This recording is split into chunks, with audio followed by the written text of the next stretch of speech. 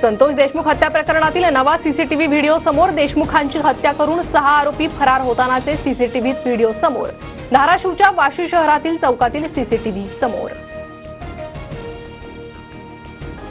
आजपासून 12वी बोर्डच्या परीक्षेला सुरुवात. केंद्रावर कलम 144 लागू. गैरप्रकार करणाऱ्यांवर अजामीनपात्र गुन्हा दाखल करणार.